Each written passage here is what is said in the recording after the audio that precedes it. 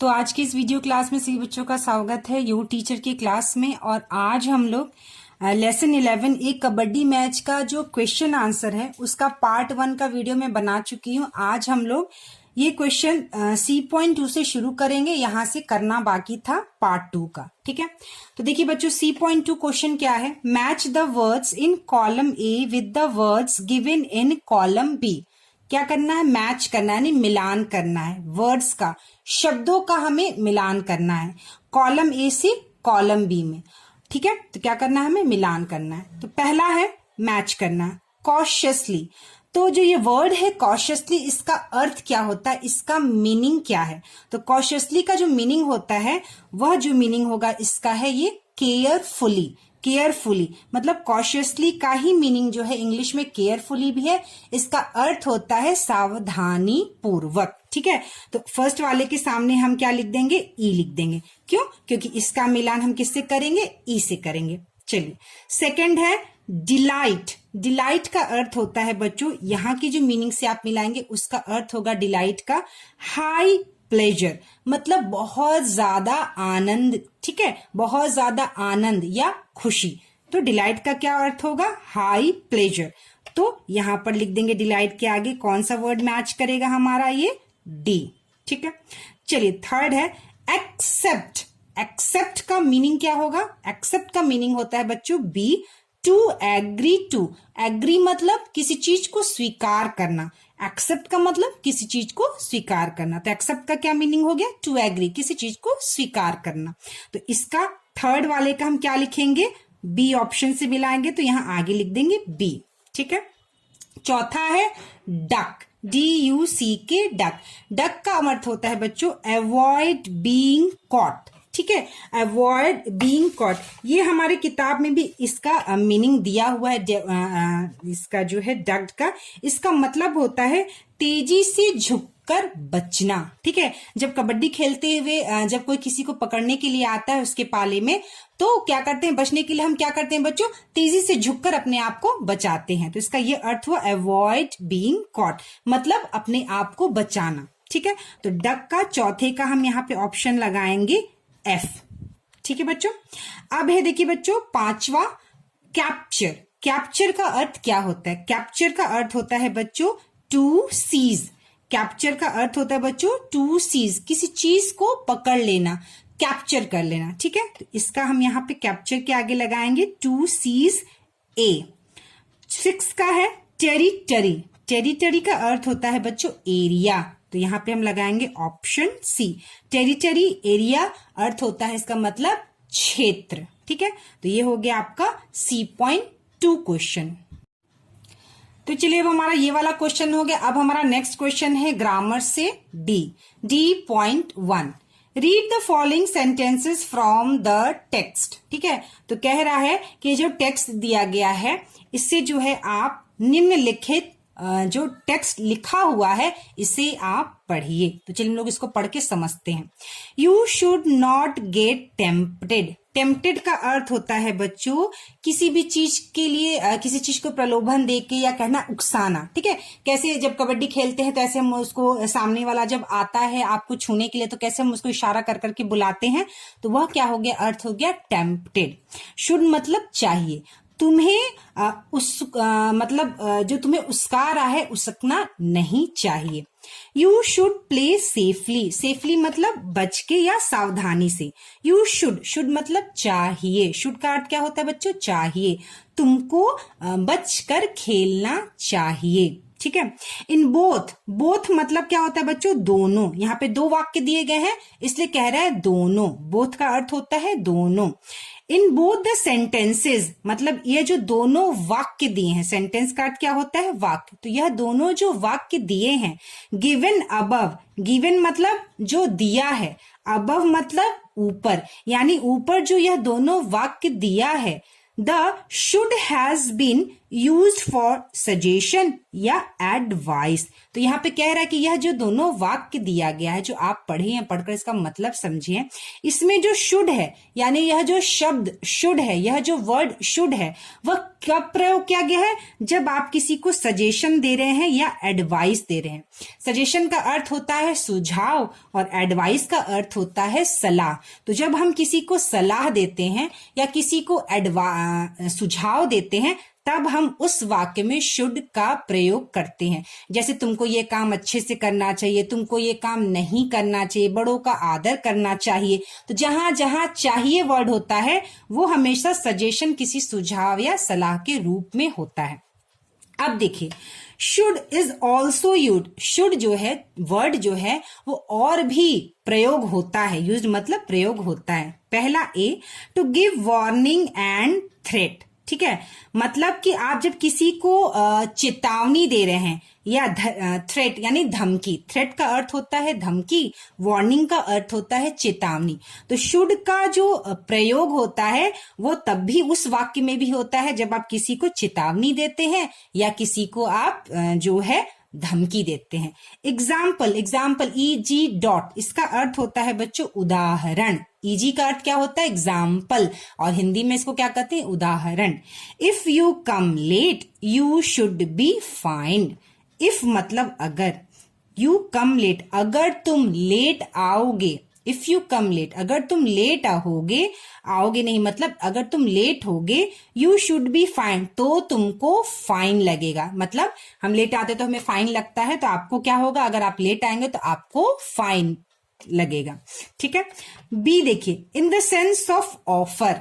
मतलब sense of offer मतलब हम जब किसी को कोई चीज ऑफर करते हैं तो उसके सेंस में भी शुड का प्रयोग होता है। जैसे should I carry your bag, क्या मैं आपका बैग कैरी कर सकता हूं, उठा सकता हूं, ले सकता हूं। ठीक है, तो कोई भी चीज जैसे हम किसी को भी ऑफर कर सकते हैं। जैसे मान लीजिए हम घर में किसी का कोई काम करे कि अपने मदर को ही बोले, माँ को बोले, क्या मैं तुम्हारा मम्मा ये काम कर सकता हूँ, पापा मैं आपका ये काम क्या कर सकता हूँ। तो जब हम किसी को ऑफर करते हैं कि हम आपका कुछ काम कर सकते हैं, तो उस समय भी शुड का प्रयोग होता है। ठीक है, अब देखिए सी वर्ड क्या कह रहा है? In the sense of moral obligation. Moral का अर्थ होता है हिंदी में नैतिक, और ऑब्लिगेशन का अर्थ होता है बच्चों दायित्व। ठीक है, तो नैतिक दायित्व, इन द सेंस ऑफ नैतिक दायित्व। दायित्व का अर्थ यहां पर जो हो गया बच्चों, in the sense of moral obligation, यानी कि नैतिक दायित्व। जैसे example, you should respect your elders, जो हमारी नैतिकता होती है, यानी कि हमें बड़ों का सम्मान करना चाहिए, आदर करना चाहिए, उनकी बात मानना चाहिए। इस तरह की नैतिक शिक्षा हमको जो दी जाती है, मोरल जो हमको दिया जाता है, नैतिकता की जो शिक्षा दी जाती है, उसमें भी अगर हम जिस तरह के वाक्य का प्रयोग करते हैं तो किसका यूज होता है बच्चों? शुड का प्रयोग होता है। जैसे you should respect your elders, तुमको अपने एल्डर्स यानी बड़ों का, एल्डर्स का अर्थ क्या होता है? बड़े। तुमको अपने बड़ों का आदर, रेस्पेक्ट मतलब आदर करना चाहिए। तो देखिए यहां पर दिया हुआ है आगे, find out the purpose. Find मतलब पता करो, आउट द पर्पज मतलब उद्देश्य। ठीक है, क्या जो पर्पज है। फॉर विच जिसके लिए, शुड चाहिए, has been used in the following sentences. मतलब यहां जो निम्नलिखित वाक्य दिए गए हैं उसमें जो है शुड का जो है उद्देश्य, पर्पज, शुड का इसमें उद्देश्य क्या है यह आप फाइंड करो यानी पता करो। And write them in the space provided, और लिखिए जो यहाँ पर आपको खाली जगह दिया गया है। One has been done for you, एक जो है वह आपके लिए किया गया है। तो जैसे यहाँ पे एक वाक्य लिखा है बच्चों, you should speak the truth, तुमको सच बोलना चाहिए। ट्रुथ मतलब सच, स्पीक मतलब बोलना, तुमको सच बोलना चाहिए। तो यह क्या हो गया? एक तरह का सजेशन हो गया। ठीक है, अब देखिए यहां पर एक है, पहला sentence, we should help the helpless. ठीक है, तो हमें जो है गरीबों की या जो मदद, जिनको मदद चाहिए, हेल्पलेस, जो दुखी हैं या जिनको कोई मदद नहीं मिल रही, हेल्पलेस मतलब जिनको कोई मदद नहीं मिल पा रही है, उन्हें हमें मदद, हेल्प यानी मदद करना चाहिए। तो बच्चों, किसी भी गरीब की या किसी भी जरूरतमंद की अगर हमें मदद करना चाहिए तो इस तरह का जो वाक्य हो गया वो मोरल ऑब्लिगेशन होता है, यानी नैतिक दायित्व होता है, ठीक है, जो हमें करना चाहिए। सेकंड है, तो यह किस तरह का सेंटेंस हो गया बच्चों? नैतिक दायित्व। You should be punished if you tell a lie. Lie का अर्थ होता है झूठ बोलना और पनिश्ड मतलब दंड, ठीक है। तो कह रहे हैं कि तुमको दंड मिलना चाहिए अगर तुम झूठ बोलते हो तो, ठीक है। यू शुड बी पनिश्ड, अगर तुम झूठ बोलते हो तो तुम्हें दंड मिलना चाहिए। तो यह किस तरह का वाक्य हो गया बच्चों? यह तो वाक्य होगा चेतावनी, यानी वार्निंग, ठीक है। तो यह किस तरह का वाक्य है, किस पर्पस के लिए? वार्निंग है, एक तरह का चेतावनी है। थर्ड है, we should always walk along left side of the road. We should always, always मतलब हमेशा, वॉक मतलब चलना, अलोंग लेफ्ट साइड मतलब हमें रोड के लेफ्ट साइड में हमेशा ऑलवेज चलना चाहिए। तो यह क्या हो गया बच्चों? एक सजेशन हो गया, एक सुझाव हो गया, सलाह हो गया कि हमें जो है रोड के किनारे चलना चाहिए। फोर्थ है, everyone should love his her Motherland, ठीक है। एवरीवन मतलब हर किसी को अपनी मदरलैंड यानी जो हमारी जन्मभूमि होती है, जहां हमारा जन्म होता है, तो हर किसी को अपनी जन्मभूमि से प्रेम करना चाहिए। तो यह क्या हो गया? मॉरल ऑब्लिगेशन हो गया, यह हमारा एक नैतिक दायित्व हुआ, ठीक है। पांचवा क्वेश्चन है, one should not waste one's time. किसी को अपना जो है समय बर्बाद नहीं करना चाहिए। तो यह क्या हो गया बच्चों? एक तरह का सलाह हो गया कि किसी को भी अपना समय जो है बर्बाद नहीं करना चाहिए। तो यह क्या हो गया? एक सलाह हो गया। You should not get ill tempered. Ill tempered का अर्थ होता है बच्चों गुस्से वाला, ठीक है, यानी क्रोधी। मतलब कहते हैं ना, कभी कभी कोई बहुत चिड़चिड़ा जैसा होता है, किसी बात पे तुरंत से एकदम तेज गुस्से में आ जाना, ठीक है, तो उसी को कहते हैं इल टेम्पर्ड, मतलब तुरंत गुस्से में आ जाना, उसका स्वभाव एकदम गुस्से वाला। तो you should not get ill tempered मतलब आपको जो है क्रोधित या गुस्सा नहीं होना चाहिए। तो यह एक तरह का क्या है बच्चों? सजेशन है। तो अब देखिए यहाँ पे बच्चों, कुछ बच्चों को कंफ्यूजन होगा कि कहाँ एडवाइस लिखेंगे तो कहाँ सजेशन लिखेंगे।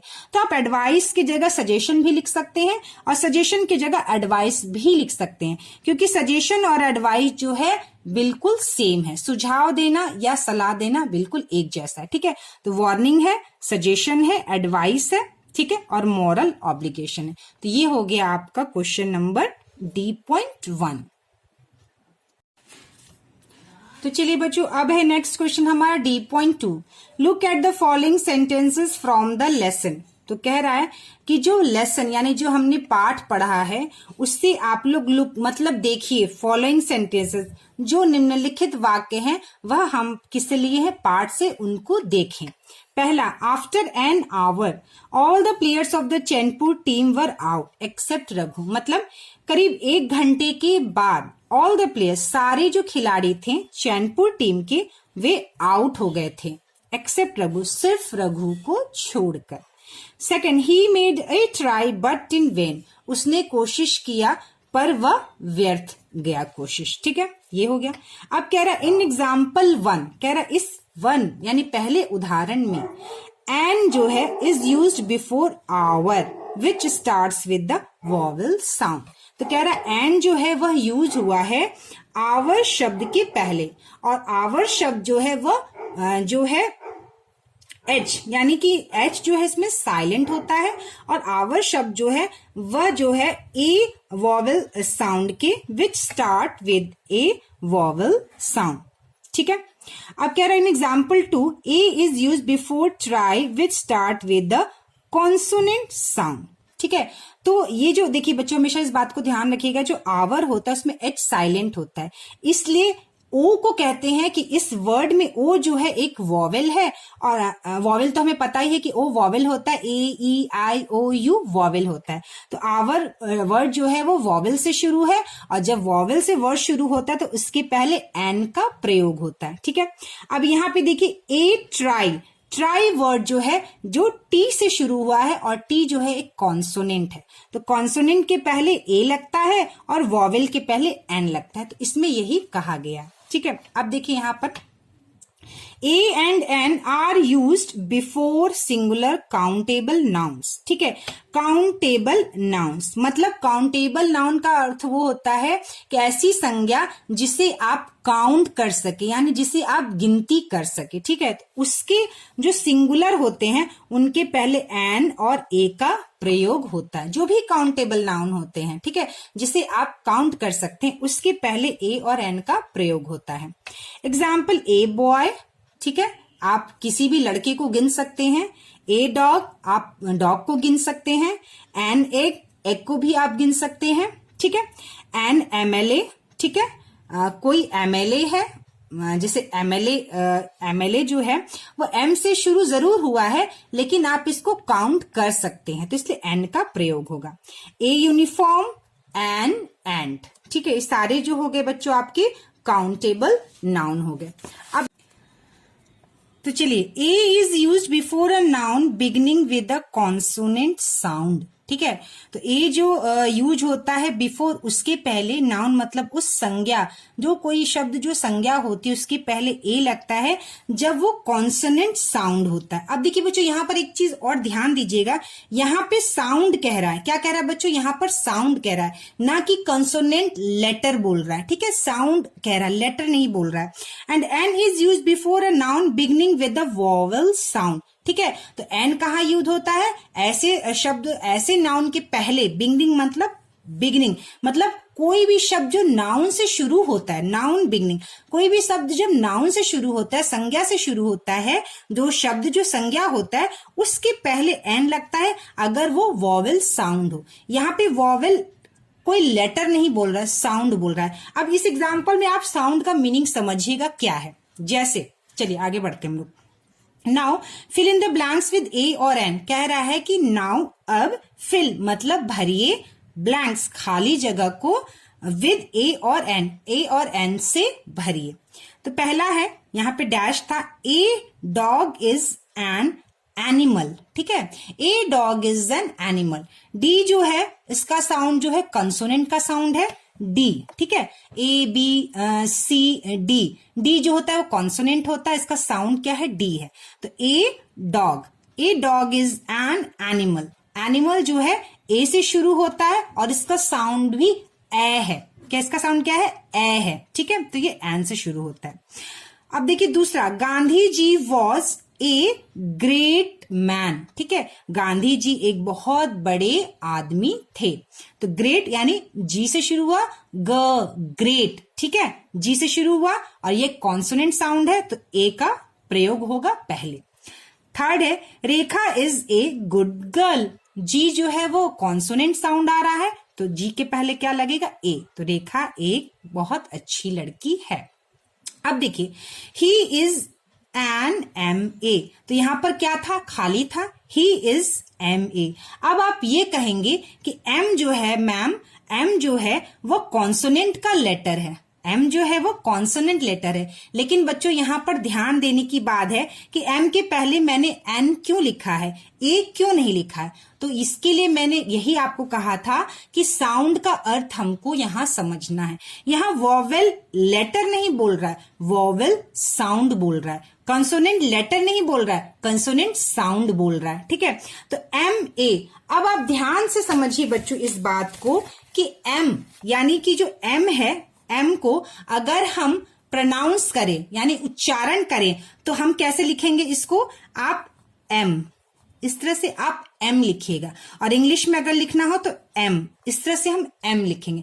आपको एम जब बोल रहे हैं तो ए साउंड आ रहा है, आप बोलकर इसको ध्यान से सुनिए, एम। ठीक है, हम क्या पढ़ते हैं, म, अगर हम सिर्फ ऐसे लिखे तो म हो गया, लेकिन हम इसको क्या पढ़ते हैं बच्चों, एम पढ़ते हैं, एम। तो जब हम एम को बोल रहे हैं तो एम के जो हम एम बोल रहे हैं तो उसके उच्चारण में हमारा यह ए यानी कि वॉवेल साउंड ई जो है आ रहा है, वॉवेल साउंड आ रहा है। जब हम एम बोल रहे हैं तो हमारा वॉवेल साउंड आ रहा है। ठीक है, क्या साउंड आ रहा है बच्चों? Vowel sound. वॉवेल साउंड का मतलब कि वॉवेल को जैसे बोला जाता है वह हमको सुनाई देता है और हम उसको सुनते हैं, पढ़ते हैं। तो एम को बोलने के लिए ई का हम प्रयोग कर रहे हैं, म यानी म के पहले ए बोल रहे हैं, यानी ए जो है वह वॉवेल साउंड है, इसलिए बच्चों यह वॉवेल साउंड बता रहा है, इसके पहले एन लगेगा। ठीक है, अब छठा है, Raghu is an active player. पांचवा, Mukul is an NCC officer. अब देखिए यह एन जो है, अगर आप देखिए ध्यान से, एम के जैसा ही एक कॉन्सोनेंट, एम जो है कॉन्सोनेंट लेटर है, एन भी जो है वह कॉन्सोनेंट लेटर है। लेकिन जब आप एन बोल रहे हैं बच्चों, यह देखिए जब आप एन बोलेंगे तो हम इसको एन पढ़ेंगे। ठीक है, एन पढ़ेंगे। ठीक है, तो एन, जब हम एन को बोल रहे हैं तो यह हमारा वॉवेल ए यानी वॉवेल ए सुनाई दे रहा है। तो वॉवेल एल है, यहाँ पर जो वॉवेल साउंड आ रहा है, एनसीसी बोलने में क्या साउंड आ रहा है बच्चों? वॉवेल साउंड आ रहा है। तो जब वॉवेल साउंड आता है तो इसके पहले एन का प्रयोग करते हैं। ठीक है, Raghu is an active player. Raghu जो है एक बहुत ही एक्टिव प्लेयर है। तो एक्टिव यानी एक्टिव जब बोल रहे हैं तो ए तो है ही और साउंड भी ए आ रहा है, तो क्या हो जाएगा? एन हो जाएगा। ठीक है, अब देखिए Tom is a European. Tom is a European. अब आप कहेंगे मैम यूरोपियन में यह जो ई है वह तो एक वॉवेल है और वॉवेल के पहले तो एन लगता है, तो यहाँ पे एक क्यों लगा है? तब इसका भी आप ध्यान से समझिए। यहाँ पे जब आप यूरोपियन बोल रहे हैं तो आपको वॉवेल साउंड नहीं है। जब आप यूरोपियन बोल रहे हैं तो यहाँ वॉवेल साउंड नहीं है। कैसे नहीं है? आप इसको ध्यान से देखिए, EUROPEAN, यही ना स्पेलिंग? हाँ, EUROPEAN, यूरोपियन। जब आप इसको ध्यान से पढ़िए तो यह आ रहा है यूरोपियन।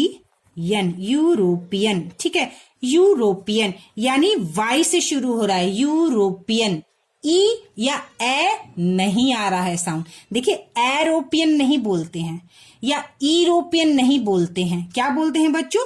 यूरोपियन बोलते हैं, जो वाई से शुरू होगा, यूरोपियन। ध्यान से समझिएगा, यूरोपियन नहीं पढ़ा जाता है, इसे एरोपियन नहीं पढ़ा जाता है। तो ए और यूरोपियन नहीं पढ़ा जाता, इसलिए इसमें वॉवेल साउंड नहीं आ रहा है। ये भले ई से स्टार्ट हो रहा है लेकिन जो इसका साउंड शुरू हो रहा है वह कंसोनेंट साउंड शुरू हो रहा है, यानी यह यू से शुरू हो रहा है, यानी वाई से, यूरोपियन। ठीक है, तो इसलिए यह कॉन्सोनेंट साउंड दे रहा है और जब कॉन्सोनेंट साउंड होता है तो उसके पहले ए का प्रयोग होता है। ठीक है, इसलिए यहां पर ए का प्रयोग होगा। अब देखिए, I reach there in dash hour. देखिए आवर का अर्थ होता है 1 घंटा, यहां पर आवर का अर्थ होता है 1 घंटा। ठीक है, तो यहाँ पे 1 घंटा, यहाँ पे एन लिखा है। एन क्यों लिखा है बच्चों? क्योंकि यह एच जो है साइलेंट होता है, हम एच को नहीं पढ़ते, हम क्या पढ़ते? आवर पढ़ते हैं और आवर ओ से शुरू होता है और साउंड भी हमारा ओ आ रहा है, आवर ओ आ रहा है, इसलिए वॉवेल साउंड आ रहा है, तो इसके पहले एन का प्रयोग होगा। ठीक है, अब है 9th, she is a B A. She is a B A. ठीक है, वह क्या है? बी ए है। यहां पर बी जो है वह कॉन्सोनेंट साउंड ही है, इसलिए she is the B A. ठीक है, 10th, this is dash 1 act play. ठीक है, यह एक 1 एक्ट प्ले है, तो 1 में भी ओ से शुरू होता है, वॉवेल साउंड भी हमारा ओ आ रहा है, तो हमारा क्या लगेगा? इसके पहले एन का प्रयोग होगा। ठीक है, तो यह हो गया आपका क्वेश्चन नंबर D.2। इसको हमेशा ध्यान रखिएगा, वॉवेल साउंड के पहले जो है ए का, एन का प्रयोग होता है, कॉन्सोनेंट साउंड के पहले ए का यूज होता है, वॉवेल साउंड के पहले एन का यूज, कॉन्सोनेंट साउंड के पहले ए का यूज। ठीक है, तो चलिए बच्चों अब है question E, let's talk. Work in group. Talk का अर्थ होता है बात करना, वर्क इन ग्रुप, ग्रुप मतलब समूह, यानी समूह में बात करते हैं। Talk to your friends about any match you have watched, आप अपने दोस्तों से बात करिए जो भी मैच आपने वॉच्ड यानी देखा हो। F, composition, describe in about 100 words a cricket match that you may have watched। तो कह रहा है डिस्क्राइब करिए यानी उसको बताइए 100 शब्दों में जो क्रिकेट मैच आपने देखा हो। तो चलिए बच्चों, कोई भी क्रिकेट मैच जो आप देखें उसको आप 100 शब्दों में लिख सकते हैं, अपने शब्दों में भी लिख सकते हैं। मैंने यहाँ पे लिखा है, मैं इसको पढ़कर सुनाती हूँ। Last week, our school played a cricket match against the cricket team of Vidya Niketan Public School। पिछले हफ्ता हमारे स्कूल ने क्रिकेट मैच खेला था विद्या निकेतन पब्लिक स्कूल के क्रिकेट टीम के साथ। It was played on our school ground, यह हमारे स्कूल के ग्राउंड में खेला गया था। A large number of students of both the schools watched the match। A large मतलब बहुत बड़ी संख्या में, नंबर मतलब संख्या, बहुत बड़ी संख्या में छात्र जो हैं both the school, दोनों स्कूल के मैच को खेले थे, मतलब मैच को देखे थे। वॉच द मैच, मैच को देखे थे। The match started at 8 AM, match जो है वह शुरू हुआ था 8 बजे सुबह। AM मतलब सुबह होता है। AM कब लिखते हैं? जब सुबह की समय होता है उसमें AM लिखते हैं। There was a toss, toss किया गया था, ठीक है। Our captain won the toss, हमारे जो कैप्टन थे टीम के उन्होंने टॉस जीता था। He decided to bat first, उन्होंने डिसाइड किया मतलब ये डिसीजन लिया कि वह बैटिंग पहले करेंगे। Our team was out after 250 runs, हमारी जो टीम थी वह आउट हो गई थी 250 रन पर, ठीक है, बनाने के बाद आउट हो गई थी। Then उसके बाद the other team came to bat, फिर उसके बाद जो दूसरी टीम बैटिंग करने के लिए आई। Their batting was very good, but we also bowled very well, उनकी जो बैटिंग थी वह बहुत अच्छी थी, बट लेकिन हमारी जो बॉलिंग थी वह भी बहुत अच्छी थी, ठीक है। Their entire team was out for 210 runs, उनकी जो पूरी टीम थी वह आउट हो गई थी 210 रन पर, ठीक है। इसलिए we won the match by 40 run, इसलिए हम यह मैच जीत गए थे 40 रन से। It was a very interesting match, यह एक बहुत ही मजेदार खेल था। तो इस तरह से आप 100 शब्द में अपने शब्दों में भी इस प्रश्न को लिख सकते हैं। तो आप इसका स्क्रीनशॉट ले लीजिए।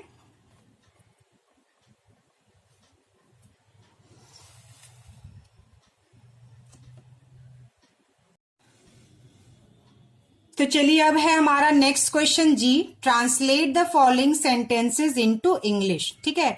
तो अनुवाद करिए निम्नलिखित वाक्यों का अंग्रेजी में। पहला है, रघु चैनपुर का तेज खिलाड़ी था। तो क्या होगा बच्चों इसका ट्रांसलेशन देखिए। Raghu was the fast player of Chainpur team, ठीक है, फास्ट मतलब तेज, रघु जो है चैनपुर का तेज खिलाड़ी था। चलिए अब दूसरा है, यहां पर देखिए बच्चों, वह फुर्तीला और मजबूत था, ठीक है। तो दूसरा क्या बनाएंगे हम, इसका ट्रांसलेशन देखिए। He was active and strong, active का अर्थ होता है फुर्तीला, स्ट्रॉन्ग का मजबूत, तो वह फुर्तीला और मजबूत था। तो चलिए बच्चों अब है तीसरा, असलम रामपुर का लोकप्रिय खिलाड़ी था, तीसरा, ठीक है। तो थर्ड क्या होगा बच्चों, देखिए यहां पर, Aslam was a popular player of Rampur, popular का अर्थ होता है लोकप्रिय, तो तीसरा का क्या हो गया अंग्रेजी अनुवाद, Aslam was a popular player of Rampur, ठीक है। चलिए अब चौथा है, वह मेहनती था, ठीक है। तो चौथा देखिए क्या होगा, ही वॉज लेबोरियस, वह मेहनती था, ही वॉज लेबोरियस, लेबोरियस का अर्थ होता है मेहनती, ठीक है। चलिए अब पांचवा है बच्चों, विनय अपने मित्रों के साथ रोज कबड्डी खेलता है, विनय अपने मित्रों के साथ रोज कबड्डी खेलता है। तो फिफ्थ का क्या होगा, देखिए translation, Vinay plays kabaddi daily with his friends, Vinay plays kabaddi daily with his friends. छठा है, खेल शरीर को मजबूत बनाता है, खेल शरीर को मजबूत बनाता है। तो 6 का क्या हो जाएगा, games make the body strong. ठीक है, चलिए 7वां देखिए, 7 वाला नंबर क्या है, हमें नियमित खेलना और पढ़ना चाहिए। ठीक है, तो इसका क्या ट्रांसलेशन होगा बच्चों, देखिए, we should regularly play and read. Play मतलब खेलना, रीड मतलब पढ़ना। रेगुलरली का अर्थ हो गया नियमित, शुड मतलब चाहिए, तो हमें नियमित खेलना और पढ़ना चाहिए। चलिए अब है 8वां, स्वास्थ्य ही धन है। तो ये तो बहुत बड़ा कोट है, हेल्थ इज वेल्थ। हेल्थ का अर्थ होता है बच्चों स्वास्थ्य और वेल्थ का अर्थ होता है धन, तो स्वास्थ्य ही धन है, हेल्थ इज वेल्थ। ठीक है, चलिए अब 9th है क्वेश्चन, देखिए बच्चों 9 नंबर क्वेश्चन देखिए यहां पर 9th क्या कह रहा है, स्वस्थ शरीर में स्वस्थ मस्तिष्क रहता है। स्वस्थ शरीर में स्वस्थ मस्तिष्क रहता है, तो यह देखिए है 9th का ट्रांसलेशन, ए हेल्दी माइंड, स्वस्थ, a healthy mind lives in a healthy body. तो स्वस्थ शरीर हो गया, हेल्दी माइंड स्वस्थ मस्तिष्क हो गया। तो स्वस्थ मस्तिष्क जो है वह स्वस्थ शरीर में रहता है, या स्वस्थ शरीर में स्वस्थ मस्तिष्क रहता है, इसका यह अनुवाद हो गया। A healthy mind lives in a healthy body. अब देखिए बच्चों, एच जो है लास्ट एक्टिविटी है, एक्टिविटी का अर्थ होता है गतिविधि। ठीक है, find out the differences between, differences मतलब अंतर, फाइंड मतलब पता करो, kabaddi match played in your locality and the kabaddi match played at the national और इंटरनेशनल लेवल। तो जो कबड्डी मैच राष्ट्रीय स्तर पर, नेशनल को कहते हैं राष्ट्रीय और इंटरनेशनल को अंतरराष्ट्रीय, तो राष्ट्रीय स्तर पर और अंतरराष्ट्रीय स्तर पर जो कबड्डी मैच खेला जाता है और जो आप अपने अगल बगल मोहल्ले में जो कबड्डी खेलते हैं उसमें क्या अंतर है, यह आपको पता करना है। ठीक है, दूसरा है work in groups, discuss in your group the game most of the members like, list the items equipments required to play it.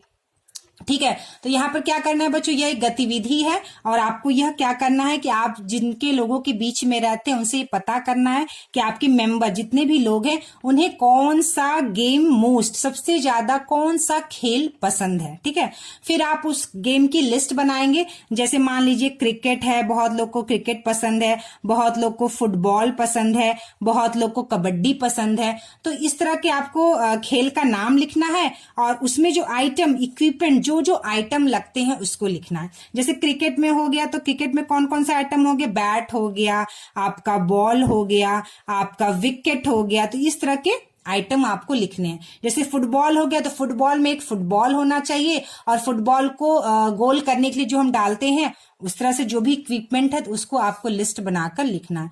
तो ये प्रश्नों के उत्तर जो है परीक्षाओं में नहीं पूछे जाते जनरली, इस तरह के जो एक्टिविटी है ये सिर्फ हमें एक्टिविटी करनी होते हैं। ठीक है, तो आप इसको रफ कॉपी में आया विस्तृत जानकारी पेपर से इकट्ठा करके आप इसको कर सकते हैं। ठीक है, तो जो लिखने वाला क्वेश्चन था, जो वर्क था, वो मैंने पूरा पार्ट 1 और पार्ट 2 में आपको करवा दिया है। ठीक है बच्चों, तो नेक्स्ट वीडियो क्लास में बच्चों हम लोग सूरज एंड टुट्टू 12वां चैप्टर शुरू करेंगे। ठीक है।